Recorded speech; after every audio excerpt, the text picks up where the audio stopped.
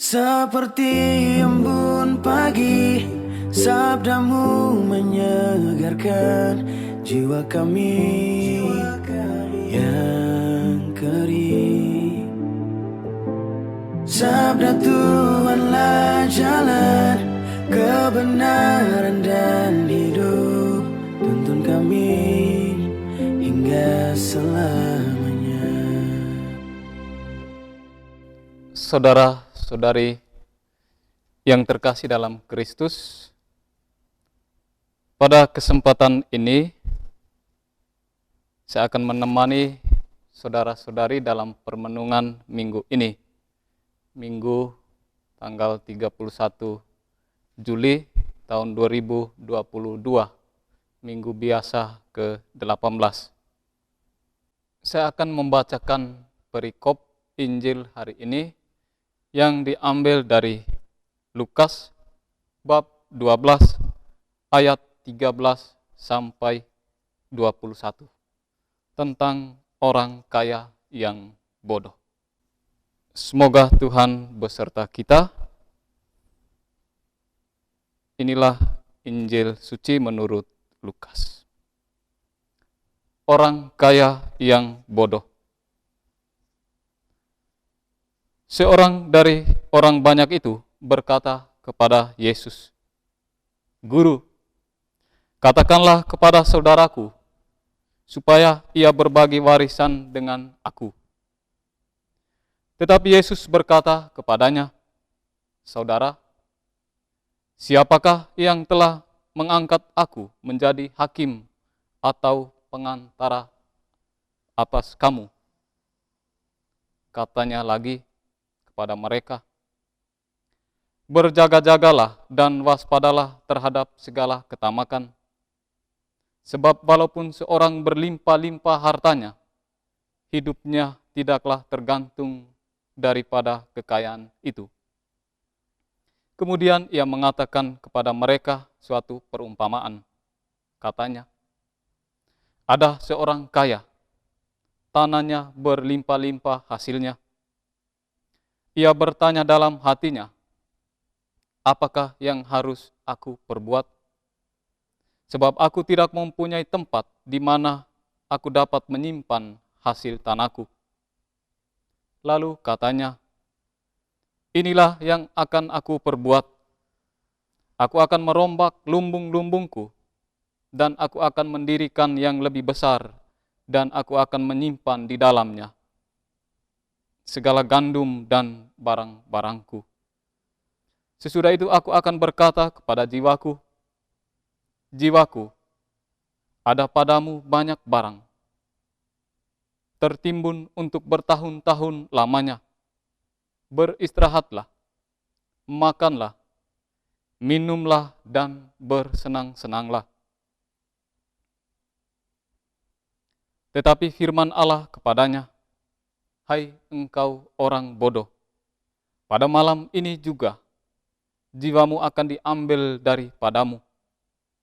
Dan apa yang telah kau sediakan, untuk siapakah itu nanti?' Demikianlah jadinya dengan orang yang mengumpulkan harta bagi dirinya sendiri, jikalau ia tidak kaya di hadapan Allah." Demikianlah sabda Tuhan. Terpujilah Kristus.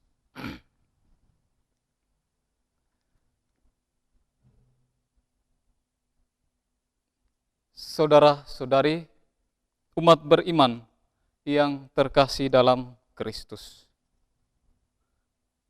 Kakak, vokalis band Slank, dalam syair lagunya Seperti Para Koruptor, dia melantunkan nada-nada seperti ini.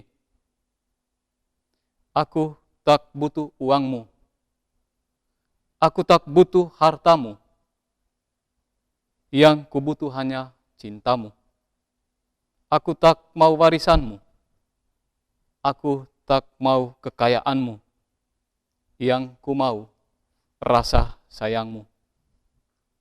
Hidup sederhana, tak punya apa-apa, tapi punya banyak cinta. hidup bermewah-mewah, punya segalanya, tetapi sengsara seperti para koruptor.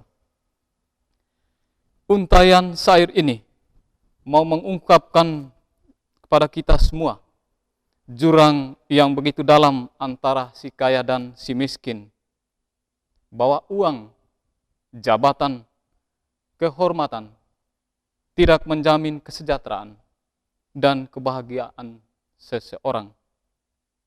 Syair ini juga merupakan suatu kritikan sosial terhadap situasi tanah air kita kala itu dan juga hingga saat ini, yang penuh dengan ketidakadilan, penuh dengan praktek-praktek korupsi, kolusi, dan nepotisme yang merajalela. Hidup dengan kelimpahan harta itu merupakan sebuah anugerah yang luar biasa. Dengan harta yang dimiliki, seseorang mampu melakukan banyak hal. Bisa jadi semua yang diinginkan mampu ia raih. Dan juga apa yang diharapkan bisa tercapai. Memang semua orang membutuhkan uang, membutuhkan harta. Tetapi uang, harta bukan jaminan segala-galanya dalam kehidupan ini. Hidup manusia itu selalu dipertentangan dengan dua hal yang berbeda. Ada kutub positif, ada kutub negatif. Dan ini selalu mengitari kehidupan kita sebagai insan yang bersiarah di muka bumi ini. Ada kekuatan-kekuatan besar, ada baik dan jahat, ada sehat dan sakit, ada yang surgawi dan duniawi, ada kesuksesan juga ada kegagalan, ada panas dan dingin, ada duka dan sukacita. Semuanya membuat manusia menjadi bijaksana dalam menentukan pilihan hidup yang benar. Saudara-saudari terkasih, di dunia ini tidak ada yang abadi. Keabadian hanya ada pada Tuhan. Dialah sumber hidup dan akhir dari siara setiap insan umat manusia.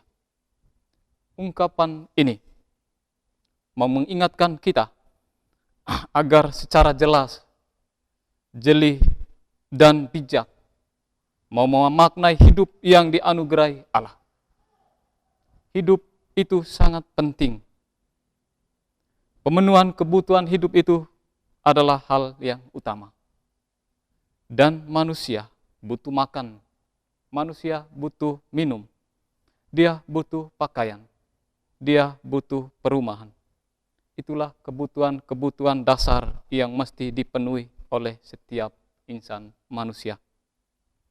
Jabatan, harta, dan kehormatan itu baik. Namun semuanya akan sia-sia kalau hanya menjadi orientasi pada keinginan belaka. Kita bandingkan Pengkhotbah bab 1 ayat 2 dan bab 2 ayat 23. Saudara-saudari, umat beriman yang terkasih dalam Kristus, hati-hatilah terhadap ketamakan. Dalam perikop Injil hari ini, Yesus sesungguhnya mau mengajarkan kepada kita supaya kita lebih mengutamakan hidup ilahi tanpa mengabaikan hidup duniawi. Sikap Yesus yang kita dengar dalam perikop Injil hari ini, yang pertama bahwa dia tidak mau menjadi hakim atau penengah dalam urusan pembagian warisan. Dan yang kedua, Yesus mengingatkan supaya kita selalu waspada, supaya kita selalu berjaga-jaga, supaya kita selalu berhati-hati terhadap segala ketamakan. Dan sikap hidup kita mesti tercermin dalam mengutamakan kehendak Allah dalam hidup kita, juga dalam karya-karya kita. Konsekuensinya bahwa mesti menomorduakan hal-hal yang bersifat duniawi. Seperti Paulus, dia menulis percabulan, kenajisan, hawa nafsu, jahat, serakah. Sikap-sikap ini yang menghalangi kita untuk memiliki Allah dan kerajaannya serta kehendaknya. Pertentangan ini mesti didamaikan dengan sikap hidup yang bijak.